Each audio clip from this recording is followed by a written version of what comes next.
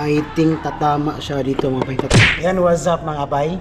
For today's video, mag-DIY na naman tayo mga bay sa ating Honda Click 125. So yung maging DIY natin mga bay, ito basic installation na ito mga bay. Itong airbox para sa ating air filter. So let's go mga bay.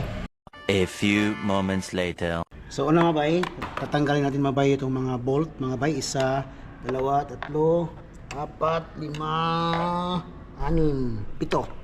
Pitong bolt mga bay. Ito. Yan. Isa. Dalawa. Tatlo. Apat.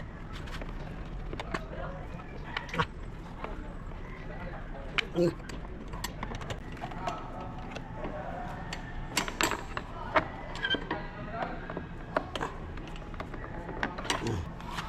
Yung stock natin medyo may umbok dito, no, nakaumbok. So papalitan natin ang ito, yung ipapalit natin naman ito. Yan, nasan ng konti, nasan. So ikakabit natin itong bagong airbox natin mga bay. Yan.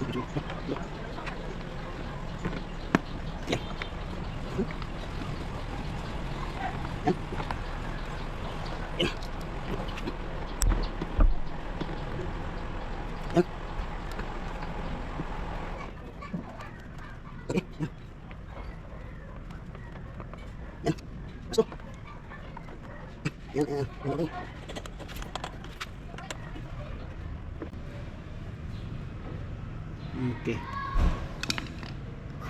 Yan mga bay, naikabit na natin ang agong airbox.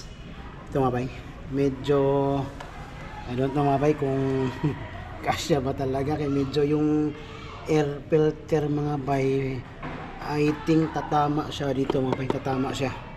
Pero naagapan din mga bay kasi intact talaga. Yan. Walang space mga bay, so naagapan talaga bay. Yan ang ating bagong airbox cover. Meanwhile, Tapos na.